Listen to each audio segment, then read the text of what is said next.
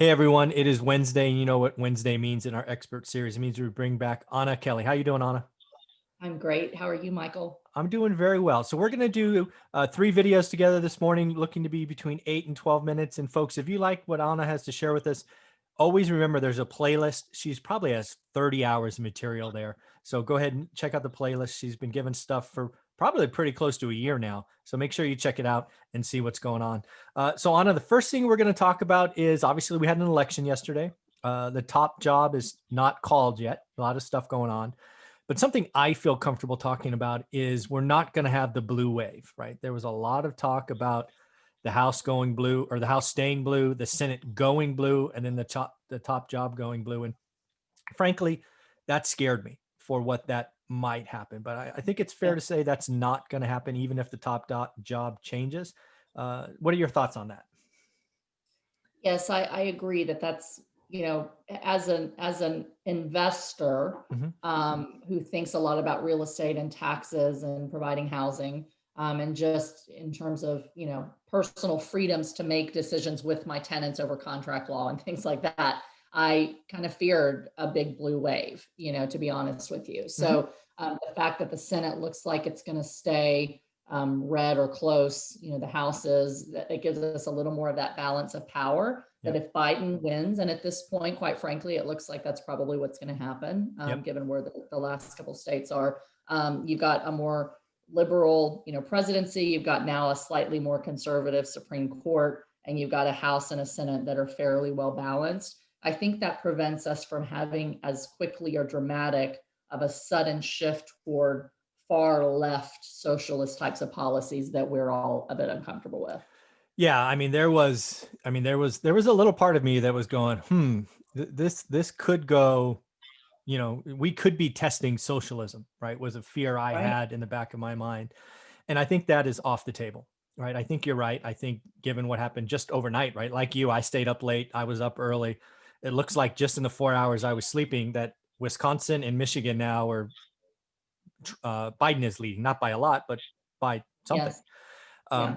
and I think Trump's got a very narrow path that I think he has to win 4 out of the last 5 states or something to get to the magic 270. So it's possible, probably not likely. But Right. still, Right. that Senate, it is so important. When I think back to our founding fathers way back in 1776, I believe they intended for the government to be balanced. I believe that's why it was orchestrated, right? One party having all the power, probably not good long term. And I'm so happy that is off the table today. Yeah, yeah. And I think we still have to think about those things because we know the platform that Biden has run on. And again, we're trying to not make this like political or divisive, but in Mhm. terms of what does it mean to us as investors, Right. he was very clear about wanting to raise taxes, eliminate 1031 exchanges, raise the capital gains tax rate. And while a president can have those views and his party can have those views, it has to get through Congress as well. And so Right. having that balance basically says, we know that's what he'd like to do, but it's not likely that it's going to happen like by November and that, 2021 taxes are all of a sudden going to be crazy. Hmm. They still could be inching up that way, but we might have a little bit longer. So we've got to start thinking about, if you were thinking about selling property, are you still going to try to dump them quickly because you're afraid of 1031s? Do people understand or going away? Do people understand this balance of power, or are we going to see a bunch of people freak out that, oh no, Biden said he's raising my capital gain, I better sell now, Yeah. and then see this increased supply, see what the demand does and see what it does to pricing. So it'll be interesting to watch. Yeah, I think we're already seeing an answer to that. And at least as the stock market is not necessarily an indicator for real estate, but at least it's the only indicator we have 45 minutes into the first trading day. Tech stocks are going higher, right? There's a lot of talk about capital gains going up and people selling winners so they would get taxed this year, maybe buying them back next year. As of this morning, as of just before I hit record, they're all up 3, 4, 5%. So I think if you were thinking about selling real estate, the problem with real estate though, just playing this out in my head, is you got to sell early, right? It's not like a stock where you can push a button, right? You can wait till November 15th and then sell. You would have had to list, and you may be in escrow already to sell something, right? Just given timeline. So yeah, that's an Right. interesting discussion. I But I think. think 2021, Mhm. if it had been a blue wave, there was more the most quick tax code change, I believe, has been like in a November Yeah. after an election. So Mhm. it's still impacted that tax year. I think that's not going to happen. So Yeah. it gives people probably all of 2021 to see what's going to happen, what kind of tax legislation comes in to have a bit more time to plan. Yeah. Yeah. I don't see 1031 going away now. Again, thanks to the Senate. I don't see really higher taxes going because again, what again, Mitch, right, the leader of the Senate, he's just going to say no. That's, I mean, just like Nancy has done now, right? When Trump was president, Mitch is going to go, nope, that's not how it works. So it's going to be a very slow grind. We're not going to have the you know, left views. The other thing, right, when I think about what's going to happen is first, let's talk about stimulus, right? I think there's a general impression that stimulus needs to happen by everyone, assuming the Senate stays where it is. And let's just play this out. If Biden takes the top spot, I got to wonder, do we get any stimulus before the inauguration? And I don't know where I come down on that because part of me says, right, Trump's going to try to run for reelection in 4 years. I mean, I'm just trying to play all this out.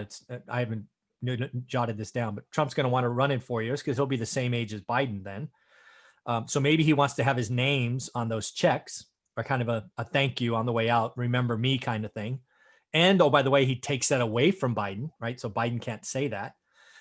The other thing I think that is obvious is the card that Nancy was playing for in the House. She wanted to get state and local government part of the stimulus package. It was all or nothing for her. Because Mitch kept the Senate, that's not going to happen. She's going to have to give up the state and local, or else Mitch is going to go no. So I wonder if a stimulus happens in December. Let me ask you this, Michael, and I was Uh-huh. so focused on the presidential. The last time I looked at the Senate, it was split. It was split evenly, and there were races that hadn't been, Mm-hmm. won yet or declared. Mm-hmm. Is it that the Senate is staying red, Yeah, it's or is it close? there. Well, it's, I mean, anything is possible at this point. It's not called till it's called. But just like you can look at the map and go, pretty likely Biden, it looks like to be pretty likely red at, at least 51. And there will be a special election in Georgia or Florida, which could bring it to 52. So even if that seat is lost, it's the magic 51. Okay. Um, so again, the stimulus question, I think the big losers is going to be state and local government because I don't think Mitch will ever say yes to that. Even if Biden is inaugurated in January, that will be the one sticking point on his side where it was the sticking point on Nancy's side today. So it is what the founding fathers wanted, a government that needs to, you know, compromise. And that's not something we thought a lot about going into this. There's not been a lot of compromise recently. Right, right. Yeah. Yeah. I think that's a really good point, a really good, lesson, is that balance of power and the way our Constitution is set up is what kind of, is meant to protect Americans from extreme views on either side or in any one direction. Mhm. And so we hope that that leads toward, when the emotions settle down, that people really say, okay, we've got some balance here and we Mhm. need to look at what's coming, but not have as much fear as what people, half the country, let's face it, are going to be afraid today or tomorrow or whenever we Yeah. know. Yeah. And we've got to be able to say, okay, we're a united country, we need to stay united. Let's get back to civility and being able to talk about issues without talking about demonizing one side or the other, and Yeah. figure out a way forward that helps our economy, that helps our country, that's good for everyone, Yeah. and do our part to make that happen. Yeah. The other thing I take from the election is national polls are terrible. Why don't those should never be published ever again? But again, like you said, the country is very evenly split, 50-50. Even the call for landslide population didn't happen, right? Population vote didn't happen. It's still very close, within 1%. So we have to learn to deal with each other. Right. We need to, the last 6 months has been once you said who you were going to vote for, you were the devil for half the people. Right. And that's unacceptable. We are Right. Americans. We are allowed to have our opinion. We each get one vote. That's not what I've seen the last 6 months is kind of the worst of the worst, in my opinion. and hopefully we can start to heal and move forward. Regardless, it's still not done, but whoever's there, I hope we heal and move forward. So, yeah. 100%. Any closing thoughts on this thought of a blue wave not happening? Again, I'm relieved this morning. I'm feeling good, even if the top spot changes. I feel pretty good that there's not a blue wave. Yeah, I think we've had so much in 2020 that's been like, all bets are off for predicting what's going to happen. Fear of, well, what if COVID shuts us down longer? And what if there's eviction moratoriums longer and people don't pay rent? As investors, because that's what we're talking about, there's been a lot of fear. And I think this, regardless of what side you come down on, regardless if you're happy or disappointed, this should give you some sigh of relief that there is still balance here, and we're not going to have any like sudden huge change in legislation, sudden huge change in taxes. We can kind of breathe a sigh of relief and say we can see what's going to happen, but we've got some time to deal with it, and based on a longer timeline than tomorrow, things are going to be drastically different. Very, very cool. We will leave this first episode there. Again, Anna, thank you very much for your time this morning.